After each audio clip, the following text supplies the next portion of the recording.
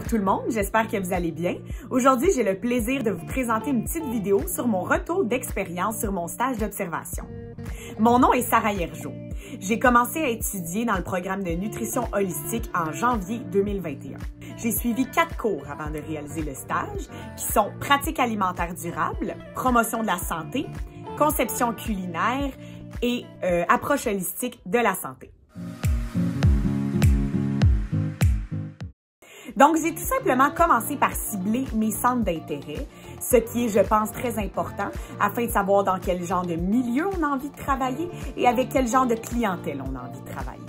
Donc, pour moi, c'était les milieux communautaires avec les clientèles défavorisées, les clientèles immigrantes pour lesquelles ça peut être difficile de s'adapter dans un nouveau pays et les jeunes. Donc, à partir de ces mots-clés-là, j'ai fait des recherches Internet pour trouver des organisations concrètes qui desservent ce genre de clientèle-là. Et j'ai ensuite fait des téléphones avec ces organisations-là. C'est tout simplement cela. J'ai contacté un total de 5 organisations. C'est avec une grande joie que j'ai finalement tombé sur l'organisme à but non lucratif Nutrition sans frontières, qui œuvre également au Québec, mais comme son nom le dit, à l'international, avec des clientèles immigrantes et défavorisées. Donc, ça rejoignait vraiment tous mes centres d'intérêt. Alors, ma maître de stage, elle en faisait beaucoup car elle avait plusieurs postes. Donc, non seulement elle était également stagiaire, elle aussi, durant mon stage, ce qui est le côté un petit peu comique, mais c'était vraiment un pilier pour l'organisation de Nutrition sans frontières, car elle faisait non seulement partie du comité de communication, mais elle faisait également partie du comité de la gestion.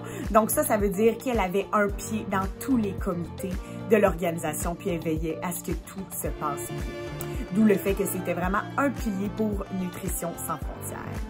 Même si elle était une stagiaire, je me sentais suffisamment en confiance pour que Catherine soit ma maître de stage parce qu'elle avait une formation suffisamment développée, soit un double bac en nutrition et en sciences des aliments, avec une spécialisation en santé publique, et elle était également en train de faire une maîtrise au moment où je l'ai rencontrée. Alors, mon stage s'est déroulé, rassurez-vous, pratiquement presque à la normale, malgré la pandémie. La seule chose qui différait, c'est qu'au lieu de travailler dans un bureau, comme on a parfois l'impression qu'on va le faire quand on fait un stage, je travaillais dans une bibliothèque avec ma maître de stage, avec un masque dans le visage, puisque c'est un lieu public où beaucoup de gens circulent. Mais c'est la seule chose qui différait. J'ai pu aller faire des ateliers en présentiel dans des maisons pour des jeunes. Donc, il y a vraiment pas grand-chose qui était anormal, si je peux dire ça comme ça. Alors, rassurez-vous. Puis, il y avait d'autres raisons là aussi pourquoi Nutrition sans frontières n'avait pas de bureau à eux. C'est aussi parce que l'organisation, elle est très jeune, elle n'a que 3 ans. Donc, il y avait vraiment différents facteurs autres que la pandémie qui faisaient en sorte que je travaillais dans une bibliothèque. En fait, j'ai été beaucoup plus qu'accompagnée. J'ai été aidée, épaulée, rassurée, encouragée, élevée. Alors vraiment, j'en suis plus que contente. J'ai vraiment été très bien entourée. Les gens étaient là pour moi, avec moi. Donc, il n'y avait vraiment aucune pression. On voulait vraiment tous que je grandisse le plus possible, puis que je prenne toutes les occasions possibles de mon stage pour évoluer, puis devenir vraiment la meilleure version de moi-même, professionnellement et personnellement. Donc, plus concrètement, à chacune de mes séances de travail à la bibliothèque, ma maître de stage était là pour moi. Sinon, à chaque semaine, il y avait des visioconférences, que ce soit avec mon enseignante, ma maître de stage ou mes collègues de l'organisation pour qu'on prenne le temps de se connaître, de faire le point, le résumé des tâches qu'il y avait à faire, comment que ça s'est déroulé. Donc, c'est toujours très convivial. C'était vraiment de très belles discussions enrichissantes des deux côtés. Et il y a toujours aussi l'enseignante qui est là pour nous recommander des pistes d'exploration de nouveaux concepts, de nouveaux milieux dans lesquels on pourrait œuvrer. Donc, c'est vraiment un stage qui nous ouvre les portes à voir toutes les possibilités qu'on pourrait faire avec ce beau métier-là. Alors moi qui cherche toujours à retirer le plus possible de chaque occasion de ma vie, j'ai vraiment beaucoup apprécié mon stage parce que justement, j'ai exploré beaucoup de choses, j'ai fait beaucoup plus de choses que je pensais le faire. Donc pour ma part, c'était vraiment plus qu'un stage d'observation, c'était un stage d'immersion, un stage pratique aussi, parce que j'ai non seulement rédigé des articles nutritionnels pour le site internet officiel de Nutrition sans frontières, mais j'ai également préparé puis j'ai donné des ateliers, comme je disais un petit peu plus tôt, dans un centre de maison des jeunes, et j'ai également contribué à créer du contenu pour les médias sociaux de Nutrition sans frontières. Donc pour moi, c'était vraiment un superbe stage. J'ai vécu toutes sortes de choses, j'ai sorti de ma zone de confort. C'était vraiment ce que je recherchais. Alors c'est pour ça que je l'ai apprécié, parce que j'avais des objectifs que j'ai pu atteindre et encore plus au-delà de cela.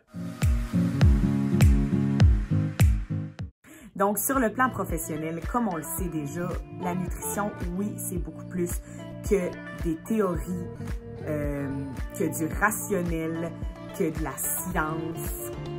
Mais quand on l'a pas vécu, c'est dur à vraiment s'en rendre compte. Donc là, pour l'avoir vécu, pour avoir avec ma maître de stage donné des ateliers, puis vu des jeunes vivre des émotions, c'est là vraiment que j'ai compris que ça allait complètement au-dessus de ça. Puis il y a tout un côté social, un côté émotionnel, mais il y a aussi beaucoup l'aspect de l'apparence physique qui revient à travers ça et les préoccupations que ces gens-là peuvent vivre à travers la nutrition.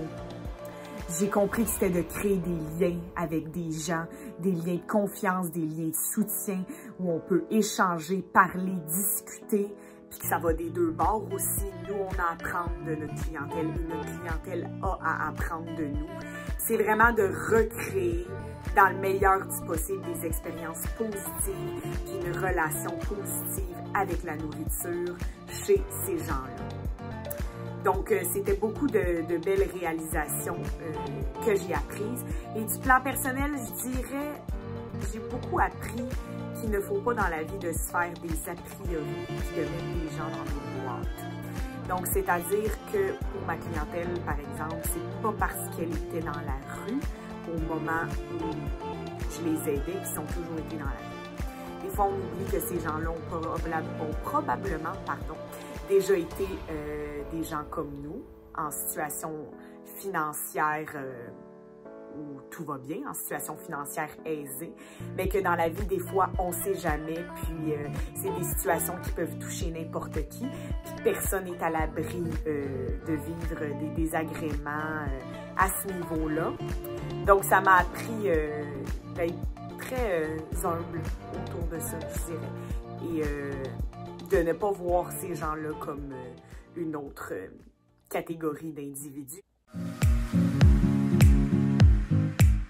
Désolée, j'ai deux conseils, c'est pas le conseil. Le premier conseil, ça serait premièrement, si je peux vous recommander, moi j'ai pas regretté du tout d'avoir commencé à l'avance pour œuvrer pour Nutrition sans frontières avant la date du début de mon stage d'observation. Comme ça, pour moi, c'était beaucoup moins déstabilisant. Ou si vous vous connaissez, là, c'est vous qui le savez. Mais moi, je sais que des fois, les débuts, pour moi, ça peut être un petit peu plus difficile. Alors, d'avoir pris de l'avance, d'avoir vraiment déjà mis les deux pieds dans mon organisation, de savoir quelle était son identité, c'est quoi ses objectifs, ça m'a vraiment aidé. Puis j'ai vraiment pu plus attaquer, si je peux dire ça comme ça, durant mes semaines officielles de stage. Donc, ça serait le premier conseil. Puis le deuxième conseil, ça serait mettez-vous-en pas trop sur les épaules. Vous êtes là pour apprendre, pour faire des erreurs. Et n'ayez pas peur de dire non si c'est trop pour vous. Mais n'ayez pas peur également de dire oui si vous avez envie d'aller plus loin. Moi, c'est comme ça que je l'ai vécu. J'avais envie d'en savoir plus, d'en faire plus. Donc, n'ayez pas peur aussi si vous le sentez à l'intérieur de vous, de dépasser les limites de qu'est-ce qui est demandé. Puis ça va être tout à votre honneur pour être bien prêt pour le stage pratique en nutrition holistique. Alors, merci beaucoup. J'espère que ça vous a aidé, ce beau vidéo-là. Ça m'a vraiment fait plaisir de vous le faire. Passez une très belle journée, puis je suis sûre que vous allez passer un très beau stage.